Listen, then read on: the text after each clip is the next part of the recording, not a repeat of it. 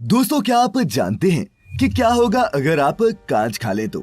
या फिर क्या आपको इसका कोई आइडिया है कि स्पेन की एक नदी में डूबती हुई इस लड़की ने सोशल मीडिया पर हलचल क्यों मचा रखी है? अच्छा, ऑनलाइन शॉपिंग तो आपने भी खूब की होगी, लेकिन क्या आप जानते हैं कि खास दिनों पर ये ई कॉमर्स साइट्स इतना हैवी डिस्काउंट कैसे दे देती हैं? नहीं जानते तो भी कोई बात नहीं, क्योंकि आ गया हूं मैं एक बार फिर इंटरेस्टिंग और फैसिनेटिंग फैक्ट्स की ऐसी बारिश लेकर, जिससे आप भीगेंगे तो नहीं लेकिन ज्ञान से तर जरूर हो जाएंगे। तो बांध लीजिए अपनी अपनी कमर पेटियां।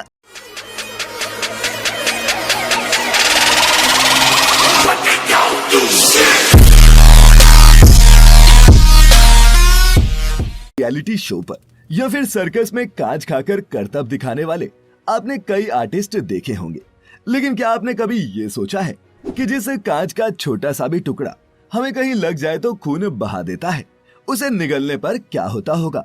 दोस्तों, कांच खाने का कोई फायदा तो हम नहीं ढूंढ पाए, लेकिन इसे खाने से नुकसान कितना होगा ये डिपेंड करता है कि आपने कांच का कितना बड़ा टुकड़ा निगला है। अगर आपने कांच खा लिया और वो पेट की गंदगी के साथ बाहर निकल गया तब तो ठीक है, लेकिन अगर कोई बड़ा टुकड़ा आपके पेट में फंस गया तो ये आपकी मौत का कारण तक बन सकता है। दोस्तों, कांच सिलिका यानी कि बालू से ही बना होता है, जो हमारे शरीर के लिए वैसे ही नुकसानदायक होती है। अब आप सोच रहे होंगे कि अगर कांच खाना इतना खतरनाक है तो ये शोमैन कांच कैसे खा लेते हैं? तो दोस्तों, बता दूं कि जब भी स्टेज पर परफॉर्म करने वाले ये स्टंटमैन कांच खाते हैं तब आप देखेंगे कि ये कभी भी जल्दबाजी नहीं करते, बल्कि बहुत ही आराम से चबा चबा कर ये कांच खाते हैं, जिससे वो बाद में आसानी से पेट की गंदगी के साथ बाहर निकल जाए। इसके अलावा ये स्टंटमैन इसके नुकसान से बचने के लिए डॉक्टरों से सलाह भी लेते रहते हैं, इसलिए इनको तो कांच खाने के पैसे मिलते हैं। आप मुफ्त में ही ये रिस्क उठाने की बेवकूफी ना करें। Fact number 2। दोस्तों, स्पेन के एक छोटे से कस्बे बिलबाओ के रेजिडेंट्स जब इस साल 30 सितंबर के दिन सुबह उठे तो उन्हें अपने शहर में बहने वाली नर्वियोन नदी में एक चौंका देने वाला नजारा दिखा। दरअसल इस नदी में एक डूबती महिला के इस स्कल्पचर को रातों रात बिना किसी को बताए इंस्टॉल किया गया था, जिसने सुबह होने पर सभी का ध्यान अपनी ओर खींचा। 3.5 टन वजनी फाइबर ग्लास से बनी इस कलाकृति को बनाया है मेक्सिकन आर्टिस्ट रूबेन लोसा ने, और उन्होंने इसे नाम दिया है बिहार, जो स्पेन की नेटिव लैंग्वेज बास्क का एक वर्ड है, जिसका मतलब होता है टुमारो। दोस्तों, अपने इस डूबते स्कल्पचर के जरिए रूबेन मानव जाति को ये चेताना चाहते हैं कि क्लाइमेट चेंज हमारी आने वाली पुश्तों के लिए दुनिया को हमेशा के लिए बदलने वाला है, और अगर हमने अभी भी जिंदगी जीने के अपने तौर तरीके नहीं बदले तो बहुत जल्द हम भी बिहार की ही तरह खुद को डूबने से नहीं बचा पाएंगे। हमारी आने वाली पुश्तों को कैसी आबो हवा, कुदरत और मौसम मिलता है, ये हमारे आज के डिसीजंस पर ही निर्भर करने वाला है। Fact number 3। दोस्तों, लोग अब मार्केट जाकर शॉपिंग करने की बजाय घरों या फिर ऑफिसेज में बैठकर ही ऑनलाइन शॉपिंग करना ज्यादा पसंद करते हैं। लेकिन दोस्तों, क्या आपको मालूम है कि ऑनलाइन शॉपिंग में इतने डिस्काउंट कैसे मिल जाते हैं? बिग बिलियन डेज हो या फिर the great Indian festival sale, आपको अपनी फेवरेट आइटम कभी कभी आधी कीमत पर भी मिल जाती है। अगर नहीं जानते कि ये कैसे होता है तो अभी समझाता हूँ। फर्ज कीजिए कि आप एक मॉल में एक शोरूम के अंदर जाकर एक शर्ट खरीदते हैं, जहाँ लाखों का बिजली बिल आता है, किराया भी कम नहीं होता और स्टाफ की सैलरी सो अलग। वही शर्ट आपको ऑनलाइन भी उसी एमआरपी पर बेची जाती है जितने पर स्टोर में मिलती है। जबकि आप कंपेयर करेंगे तो ऑनलाइन शॉपिंग में खर्चा सिर्फ लॉजिस्टिक्स और सपोर्ट का आता है। अब दोस्तों, जब लाखों रुपए महीना भरने वाला स्टोर का मालिक भी उसी एमआरपी पर बेचकर कमाई कर रहा है, तो आप ही सोचिए कि ऑनलाइन आपके घर डिलीवर करने वाले ये रीसेलर्स कितना मार्जिन बनाते होंगे। खैर, कुछ खास दिनों पर अगर ये अपने कुछ प्रोडक्ट्स पर 40 या फिर 50% का डिस्काउंट भी दे देते हैं तो इनको कोई खास फर्क नहीं पड़ता। लेकिन इन सेल्स और फेस्टिवल्स के चक्कर में वो उन लोगों को भी ऑनलाइन शॉपिंग का चस्का लगाते हैं जिन्हें इसकी आदत नहीं होती। अमेज़न या फिर फ्लिपकार्ट जैसे पोर्टल्स का मकसद यही है कि कस्टमर्स को ऑनलाइन शॉपिंग की ऐसी लत लगे कि छुटाए ना छूटे। Fact number 4। दोस्तों, आपने अक्सर फिल्मों में देखा होगा कि क्रिमिनल्स मर्डर करने के बाद उसे छिपाने के लिए अलग अलग तरीके अपनाते हैं ताकि वो कभी पकड़े ना जा सकें। लेकिन असल जिंदगी में ऐसा हो पाना बहुत मुश्किल है, क्योंकि क्रिमिनल कितना भी शातिर हो, साइंस को धोखा नहीं दे सकता। अब एक ऐसा ही मामला भारत के केरल शहर से सामने आया है, जहां 1 साल की लंबी हेयरिंग के बाद सूरज नाम के एक आदमी को उसकी पत्नी की हत्या के जुर्म में 2 बार उम्र कैद की सजा सुनाई गई। और ये सब हो पाया साइंस की ही मदद से। दरअसल दोस्तों, सूरज की पत्नी उत्तरा की मानसिक हालत ठीक नहीं थी और सूरज किसी भी तरह अपनी पत्नी से पीछा छुड़ाना चाहता था। केरल के जिस इलाके में सूरज और उसकी पत्नी रहते थे, वहां जंगली सांपों का आतंक बहुत है। और पिछले साल फरवरी में सूरज की पत्नी उत्तरा को एक सांप ने काट भी लिया था, जिसके 1 हफ्ते बाद उत्तरा को एक और कोबरा ने काटा, जिससे उसकी जान चली गई। सभी को लगा कि उत्तरा की मौत कोबरा के काटने से हुई है, लेकिन उत्तरा के परिवार को सूरज पर शक हुआ और उन्होंने उस पर केस कर दिया। फिर इन्वेस्टिगेशन शुरू हुई और उत्तरा के शरीर का पोस्टमार्टम हुआ। पुलिस ने भी सूरज के घर की छानबीन की तो उन्हें शक हुआ कि सूरज ने खुद ही कोबरा से अपनी पत्नी को कटवाया था। दरअसल फॉरेंसिक जांच में पता चला कि उत्तरा की मौत जिस कोबरा बाइट से हुई थी, वो आम बाइट से कहीं ज्यादा बड़ी थी, जो तभी पॉसिबल था जब कोई सांप के ऊपरी सिरे पर जोर डालकर कोबरा को जानबूझकर काटने पर मजबूर करे। सूरज की फोन हिस्ट्री चेक की गई तो उससे पता चला कि सूरज कोबरा को कैसे हैंडल करे, कहां से खरीदे वगैरह, ये सब मौत के कुछ दिन पहले खोज रहा था। फिर कई दलीलों और हेयरिंग्स के बाद ये प्रूव हो गया कि सूरज ने ही उस कोबरा को एक शख्स से खरीदा था और अपनी वाइफ की इस शातिर तरीके से हत्या की है। एक रेयर केस ऑफ मर्डर होने की वजह से सूरज पर 2 बार उम्र कैद की सजा और 5 लाख रुपए का फाइन लगाया गया। फैक्ट नंबर 5 दोस्तों, इस बार आईपीएल में कोविड-19 पेंडेमिक के दौरान इस बीमारी से लड़ने में समाज की मदद करने वाले कई हीरोज को हमारे प्लेयर्स ने ऑनर किया। ऐसा ही एक नाम था परितोष पंत, जिनका नाम आपको एबी डिविलियर्स की मैच जर्सी के अलावा उनके ट्विटर अकाउंट पर भी देखने को मिला। दोस्तों, परितोष पंत मुंबई स्थित एक रेस्टोरेंट के मालिक हैं, जिन्होंने इस कोविड पैंडेमिक के दौरान अपने प्रोजेक्ट फीडिंग फ्रॉम फार के जरिए अलग अलग बैकग्राउंड्स के हजारों दिहाड़ी मजदूर हर दिन 2 वक्त खाना खिलाया। ये वो दिन थे जब काम धंधे बंद थे और दिहाड़ी मजदूर अपना पेट पालने के लिए जद्दोजहद कर रहे थे। केटरिंग बैकग्राउंड से होने की वजह से परितोष का मन भी लोगों का ये खाली पेट भरने का ही था।